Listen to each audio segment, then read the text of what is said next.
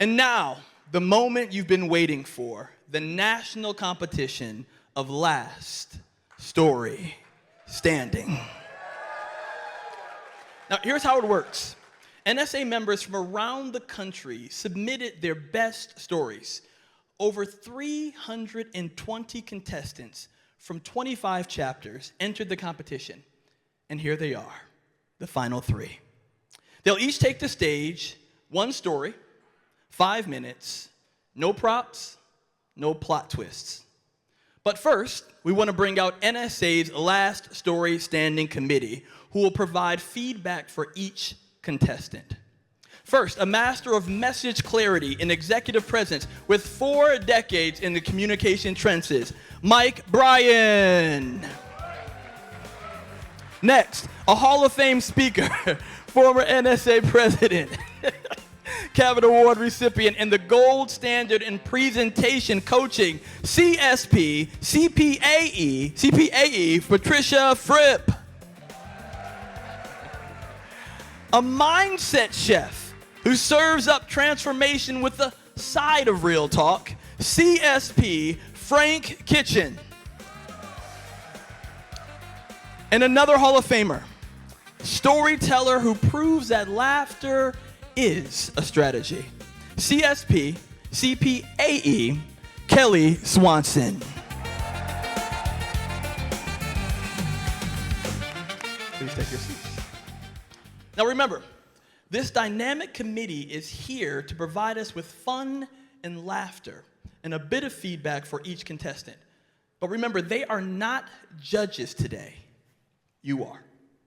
There will be a QR code shown later for you to be able to vote. So y'all, are you ready? Yeah. All right. NSA, please welcome the national finalists to the stage. Representing the Arizona chapter for Region 1, Kristy Siefkin.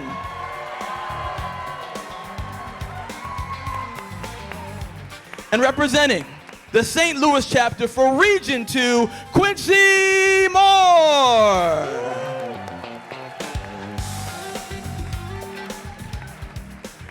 And representing the Philadelphia chapter for Region 3, Laura Polin.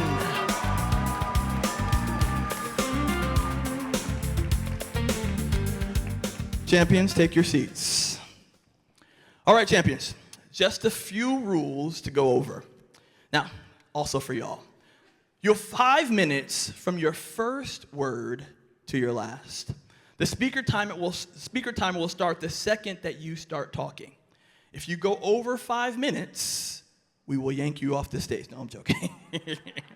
But if you go over, you will be disqualified. Remember, no hats, no puppets, no props are allowed in telling your story. And you must stick to the same storyline that you've presented over the course of the competition. Do you agree to these rules? Yes. Okay, awesome. So, NSA, are you ready? All right. We want you to be the audience that you wish you had. Prepare to be loud, supportive, and slightly caffeinated as we go through this. So let's do this. All right, let's pick the first name. All right.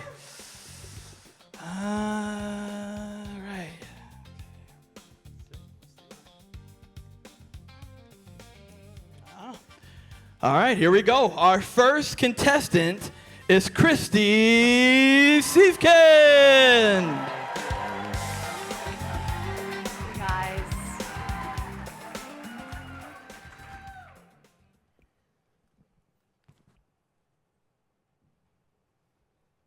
When you work in a TV newsroom long enough, you start to hear the same phrase over and over. If it bleeds, it leads. Gunpoint robbery, first 30 seconds of the newscast. Apartment fire, fill the video wall with all those huge flames. And if there's a car chase in LA, clear the next 20 minutes. I know half of you are glued to that screen giving freeway instructions to the driver. And after a while, you start to think that people crave the spectacle, the worst. Maybe you felt it too. I know that I did, reporting every day for 15 years. In fact, one night after a late shift, I waved goodbye to my photographer, in my car immediately wiping that thick studio makeup off of my face, and then back in my house tossing my dying cell phone on the table and collapsing into my favorite chair. A moment of peace at last. Zzz. Well, a brief moment. My phone started vibrating. Zzz. First once and then over and over. Zzz, zzz, zzz. It started vibrating so violently, it walked right across the table. And I thought, did I drive home wearing my microphone yet again? But it was not that. I picked up the phone, and it was a series of text messages from coworkers. OMG. Kristy, the newsroom's going nuts. That video. The video that they'd just seen was a story that I'd shot weeks ago and forgotten about, but it was scheduled to air that night after my shift. It was a story about a family named the Gagnons. While they were volunteering in Eastern Europe, they visited an orphanage just for kids with disabilities. Because they learned and taught me that in that particular part of the world, there was a phrase for those kids. And it translated roughly to a curse from God. But there was nothing cursed about those kids except their future. Mrs. Gagnon told me as I walked past row after row after row of cribs, it was dead silent. Because when babies cry long enough and nobody responds, eventually they learn not to cry anymore. She walked to the crib of one little boy named Israel with spina bifida. And as she leaned over the edge, she could see his tiny leg tied to one of the bars to keep him from moving. She reached in to touch him, an attendant stopping her coldly and clinically saying, "No, no, leave him. This is the room where the children lie to die." She couldn't leave him. The Gagnons rallied support, they raised funds, and they brought Israel back to the US. And even though their house was already full, 6 kids around their table, they knew that there was room for one more. And that's when our crews got to catch up with them in their living room months later. And there was Israel, the sweetest boy who you had ever seen, with his big grin on his face, spinning in his wheelchair like he was on the teacups at Disneyland, singing his ABCs at the top of his lungs. And I remember thinking, people are going to tune out. They are going to change the channel. But instead, my phone at home was vibrating like crazy because the phones in the newsroom were ringing off the hook. Person after person calling in to say, how can I help? Where can we donate? How could I adopt one of those kids? For night after night, we gave people what we were convinced they wanted. The crime, the fire, the chaos. But the story that stopped everyone from the newsroom to their living room was a story about kindness. We are not numb to goodness. We are starved for it. And we need it from each other now more than ever. So I ask each of you, will you give someone a chance to show you how good they really are?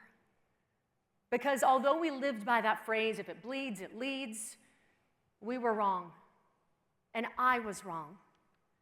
Because when kindness leads, people follow.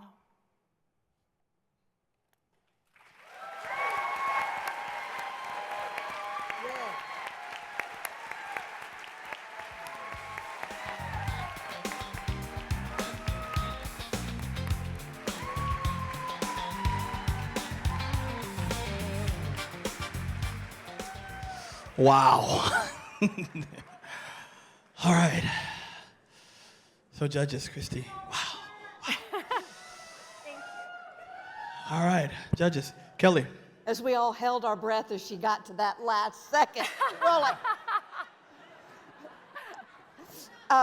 wow is right. Wow, I loved how you, from the second you started, you owned the opening and you owned the moments. And I love how you relished your pauses and you took your time and you allowed us to really be on that journey with you by taking that space. I love how it felt like you stood inside of your story and you were fully present in it. And I hope I can word this right. I think especially you coming from television, in a digital world, I think we're quickly moving towards polish becoming cheap, but authenticity will become priceless. And as speakers, we stand in that line of being polished, but being authentic, and you illustrated that beautifully in your story. Thank you, Polin. Frank. Well, we often share that there's a difference between being a speaker and a professional speaker. And many times, as an audience, we don't see what goes on behind the scenes. So not only did she land the plane with 2 seconds to go, while we were all watching the timer, you don't understand the timer actually went out on her while she was speaking. That could throw people off. She had goosebumps.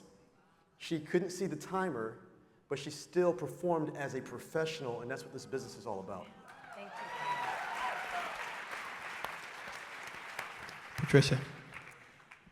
Well, I teared up when I watched your video. I teared up listening to it again, so I'm a sucker for a happy story. I especially appreciated in a 5-minute story how many scene changes you had. The newsroom to the living room to the, the fires and the car crashes and the family around the table and on vacation and touring the orphanage and then the room where the babies lay to die. And then it's happy again and it's back and the family and spinning around in his little wheelchair. I thought that was fabulous, and I loved when kindness leads, people follow. Wonderful. Mike. You know, Kristy, people can tell stories. You can hear people tell stories all day long, but your simple, subtle gestures with your blocking in your body, how you were able to use your body as a part of your voice, helped create that scene. And, you did a tricky thing, creating 2 environments with the newsroom and you coming home, and then all of a sudden we're in a different place. And that's very difficult to do. You were able to do that by simply moving your whole body to a new environment. And that was really elegant. You were able to give me enough information to visualize that in my own mind. With my own experiences, I was able to literally see you walking into your home, watching your phone, listening to it go off. I could feel that because the gesturing and the body movement, you were living it right in front of me. You were playing it out. It was really, really great. I also love the challenge to not just say that kindness does that, but the fact that you asked and challenged all of us to live our lives that way, because I think that's super important when you're in a position speaking, doing that. And I think that worked out really great. Thank you all so much. One more time for Kristy Siefkin, y'all. Yay, yay, yay.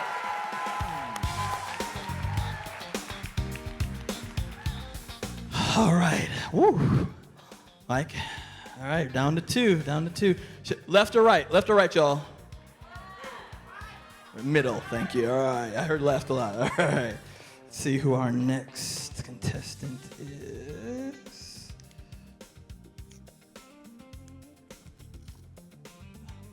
Our next contestant number 2, is Quincy Moore.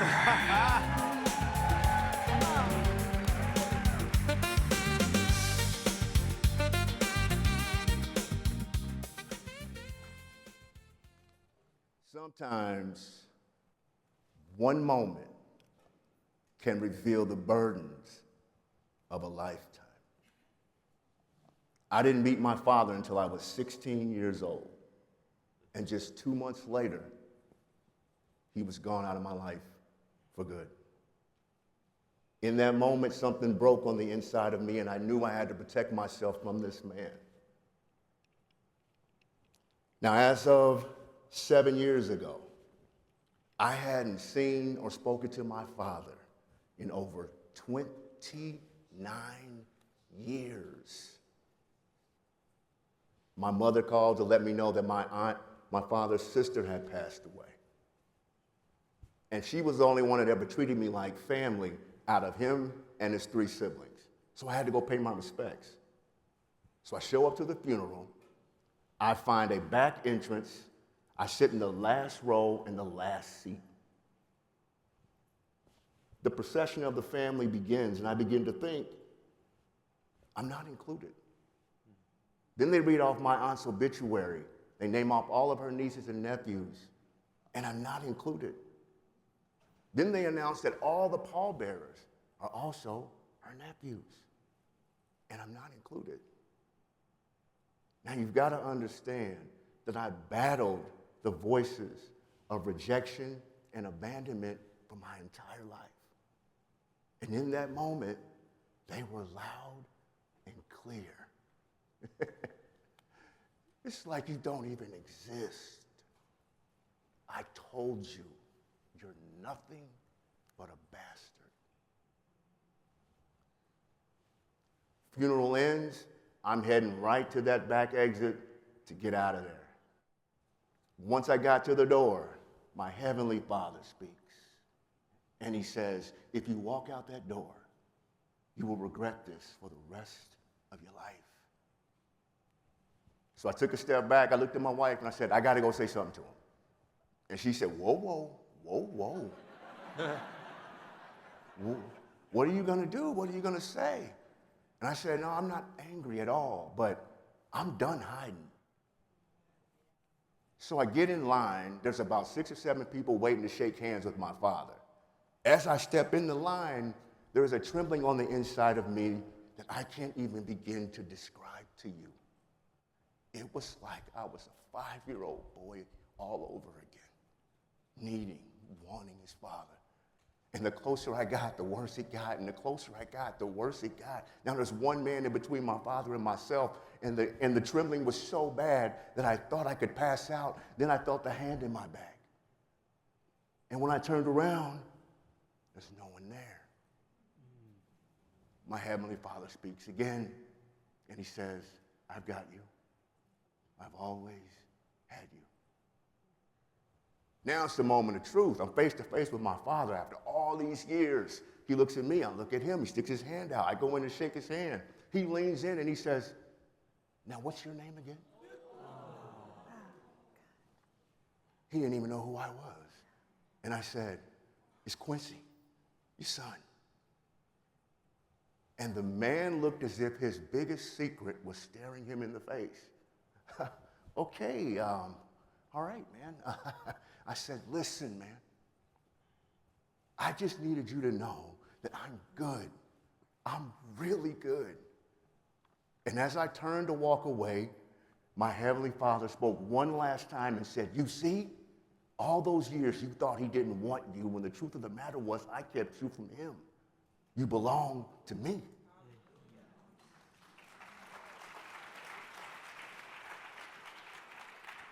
In that moment, I chose to forgive my father, forgive him for who he is, forgive him for who he isn't.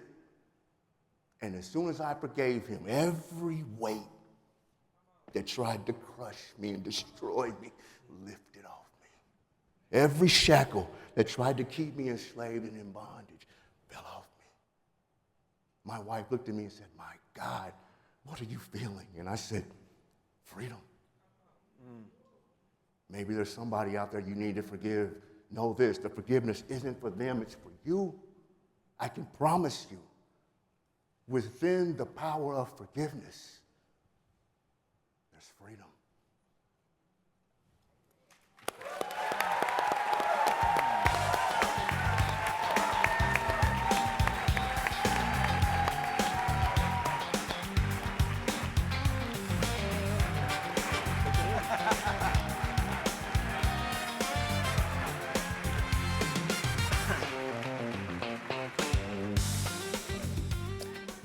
Had me crying backstage.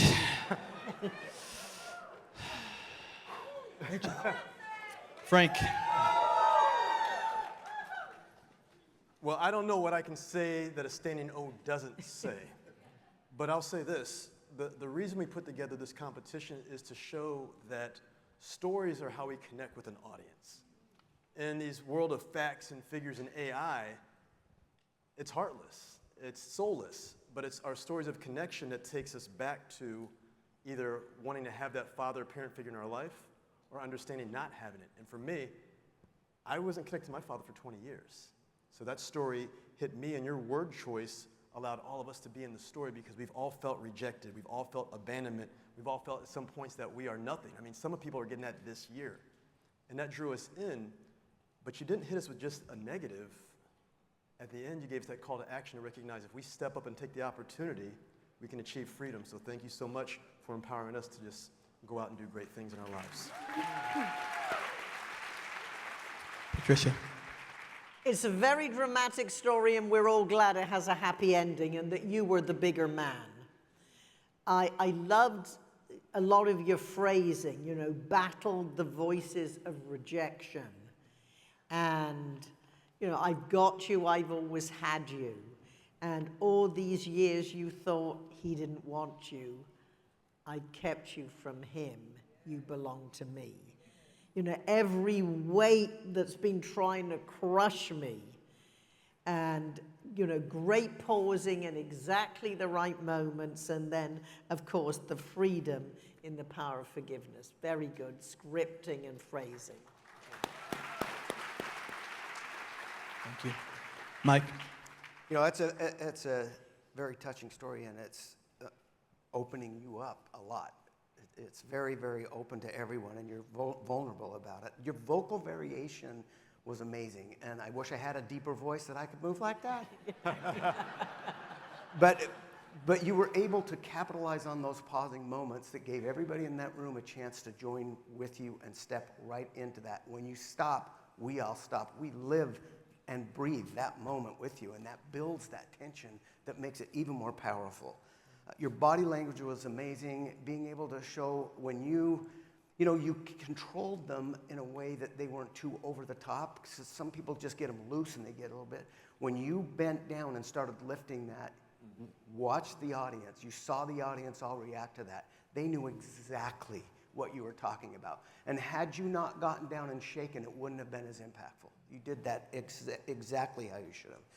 And I love your transactional challenge. Making sure that everyone knows that this story isn't just about everyone saying, wow, that's hard that you had to go through that, because you turned it off of that to everyone else and said, someone out there, if not all of you, need this. Thank you for doing that. Thank you. Kelly. Well, thanks for taking me to church. I mean, I'm ready. I'm ready to testify.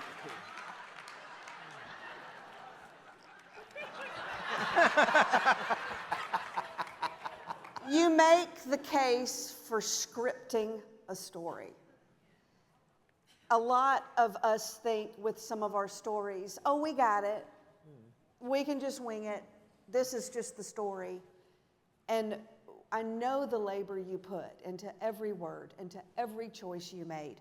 And then to get up here and make it look easy, and make it look natural, and make it feel like that's Quincy, who would have sat across from me at lunch, is truly masterful that you were able to do that.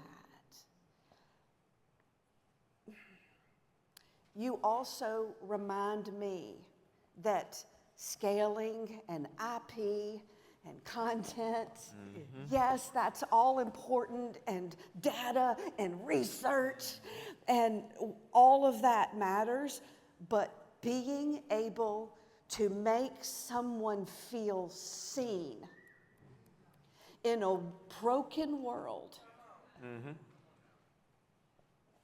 it's priceless. And only your story could have done that. It goes in the places the data cannot reach. And you showed us how we become the hands and the feet and the voice of a higher power working through us. Thank you for reminding us of that. Amen. One more round of applause for Quincy Moore.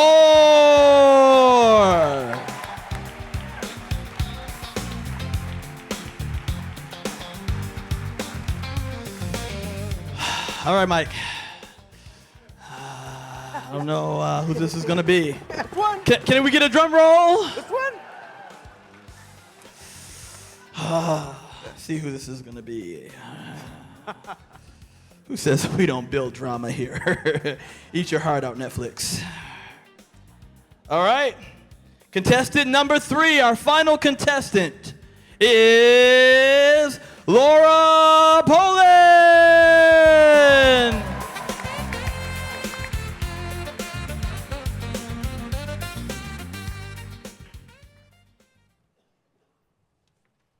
Have you ever created a goal so big, so wildly ambitious, that you didn't tell a single person because you were afraid you might fail? That was me. When I signed up for the Philadelphia Marathon, this goal mattered so much to me that I told no one. So for months, I struggled through my training alone. It was the Friday before the big race, and I was standing in the copy room at work, seriously considering backing out. My longest training had been 12 miles, which isn't even half the distance of a marathon. As I stood there, staring down at the copier, like it might offer me some free advice, in walks Brad, our vice president of marketing. Without thinking, I blurted out everything. The race was 2 days away, I wasn't ready, and I might quit. Brad got this funny little smirk on his face, and he wished me luck. A few minutes later, I made my way back to my desk, and I started hearing the ping, ping of emails. Colleagues were flooding my inbox. You got this, Laura. Way to go on the marathon. Turns out, Brad had emailed my entire department. So clearly I couldn't back out now. On the race day, I was joined by my boyfriend, Mike, who was still shocked that I was even doing this. He met me at mile markers 4 and 7 with the biggest smile on his face. But at the halfway point, his expression changed. You see, at this point in the race, my heart felt like it was going to explode out of my chest. And my feet felt like they were getting dragged through wet concrete. Mike saw my desperation, and he pushed his way through the crowd and started running next to me. His presence there gave me the confidence to keep going. But after a few minutes, I told him to turn back. This was ridiculous. He wasn't even prepared for 3 miles, let alone another 13. So he dropped back, and I carried on alone. Now, mile 20 is when things got really challenging. I was physically aching from my head to my toes, and I was silently screaming at myself to quit. Just as I dragged myself around a sharp hairpin turn and began moving in the opposite direction of people behind me, that's when I saw him, about 20 runners back. My boyfriend, still running. I yelled out, "What are you doing?" And over the pounding of footsteps, I could hear him say, "I'm supporting you." Tears of appreciation started streaming down my face as Mike pulled up next to me. "You've been behind me the past 7 miles?" And he said, "Laura, Every step of the way, you can do this. I'm gonna see you cross that finish line. And with that, he sprinted ahead of me. Yay.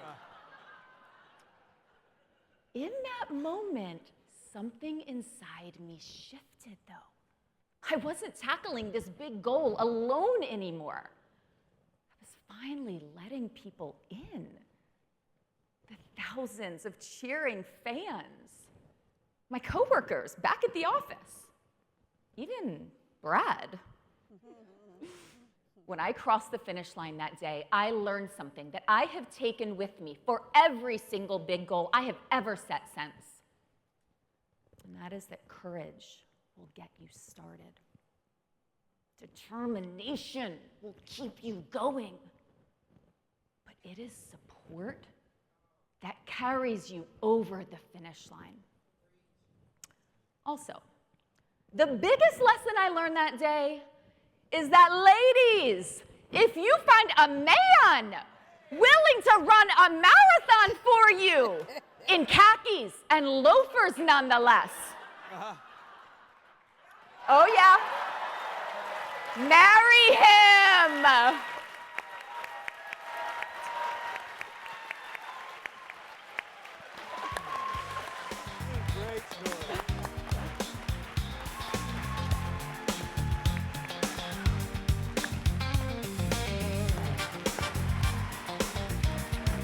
Laura Polin, y'all. Wow. All right, to our judges. Patricia. Well, Laura, I can imagine how nerve-wracking it is hearing other great stories and then being last. And I totally resonate with you as somebody who has a tendency to think you have to do everything yourself. I really enjoyed that you have characters out of an innate object. The copier was a character, and you were expecting it to give you advice. You made a hero out of Brad who proved everybody's on your side. We always have to give our friends an opportunity to help us, to encourage us. They want to. We shouldn't keep it to ourselves. I loved your descriptive language, you know, when you felt like they were being dragged through concrete. That was wonderful. I loved how you kept track of the story at 4 miles and 7 miles and 20 miles, and then dragged myself around the shop. Hairpin turn, loved that. And then your wonderful little boyfriend supporting you. Oh. And then, He's right there. well, I was about to say, is he here? He's here. Because we all want to meet this wonderful man. Stand up.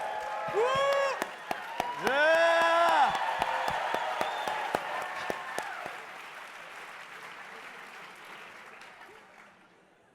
And getting back to you, you know, again, I love the sound of pounding of thousands of footsteps, and you hear him say, supporting you. This is another great example about what could be perceived a relatively simple story that has so many different elements of it, has so much impact for the rest of us. And just asking for others, does Brad have a single older brother? His name's Mike.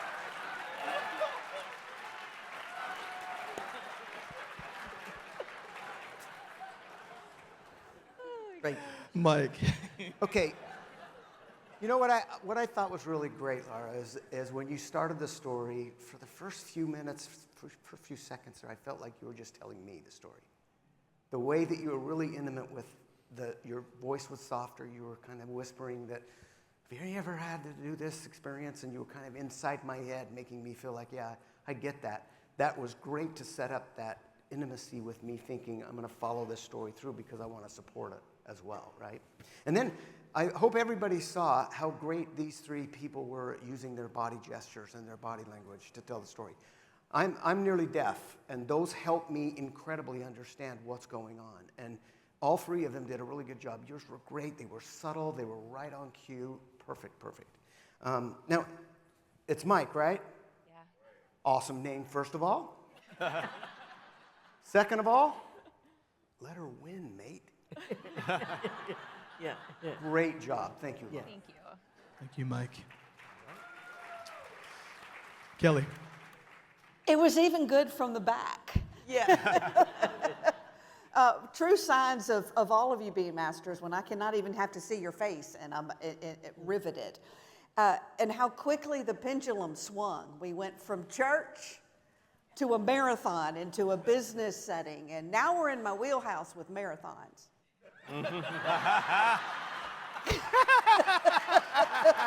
Yeah.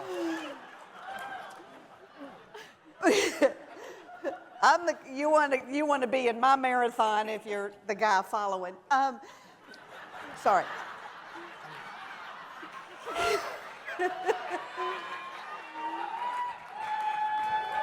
But it's a great example, of the pendulum, of the spectrum of stories that it shows they all belong, that we can all take whatever our story is and make it beautiful, and have Brad and the copier, and you've had great humor, you had great personality in there. It just dittoing everything that they said. And one thing that I still need to unpack, because I was like, whoa, did we all see it was already high energy, powerful, amazing. And then she did something near the end that even ratcheted it up. That was, I can't even get words to it. I got to go unpack. What happened in that last 30 seconds that you even boosted the energy even higher? You're also a great example of what we say over and over and over again. Stories can be all about you as long as they are all about me. And maybe that was what you did so masterfully at that end, was it just became a rallying call for all of us. Very well done.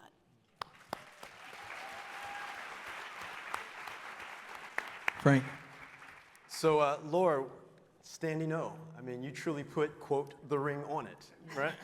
And I have to throw some love out here to your husband, because as a former pack mule for my wife in a marathon, who did not allow me to run past her and said, go up there to the water and bring it back to me, I feel your pain. Yeah. But Laura, the big piece about this that we want to teach everybody is that story couldn't have been done with PowerPoint, slides, or video. Because the only way to truly showcase a marathon, or when you hit mile 20 and when it's The Walking Dead, it's a zombie marathon at that point, is to physically go on the stage like you did. You use the whole stage. We could see the point of running, crying, dragging, and thousands of fans pushing us on.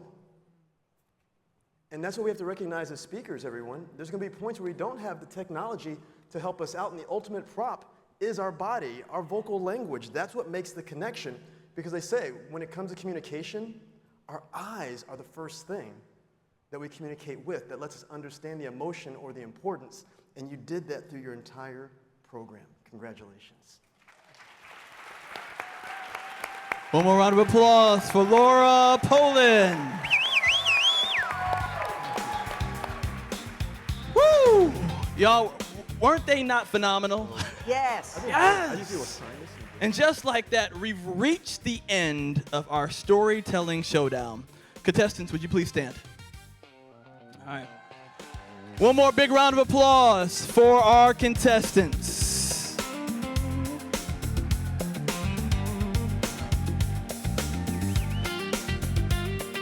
Now, make sure you cast your vote for who you think should be crowned the next last story standing national champion. You see the QR code, and please, please, please vote.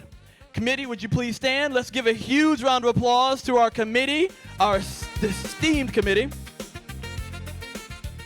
Now, it's time for I don't know the words. Celebration jested, okay. Now it's time for another celebration. I'd like to invite our last story standing committee and all of our finalists to please join me back on stage. Give them a round of applause as they come up, y'all.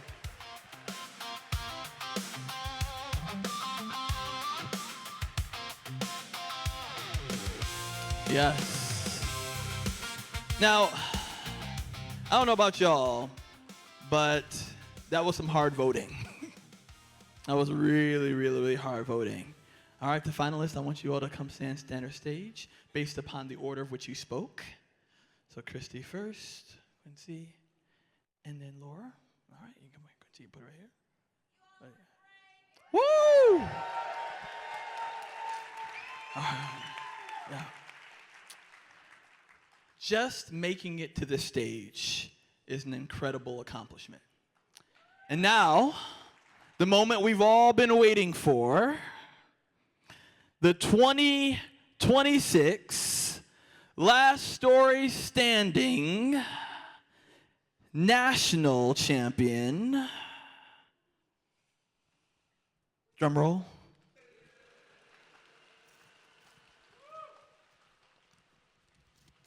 Longer drum roll. Is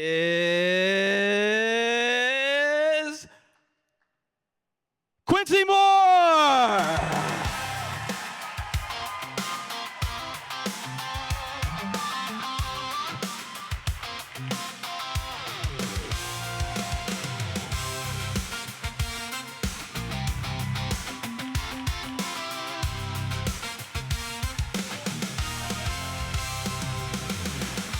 Yeah. Congratulations, Quincy. Congratulations to all. One more big round of applause for all of our contestants.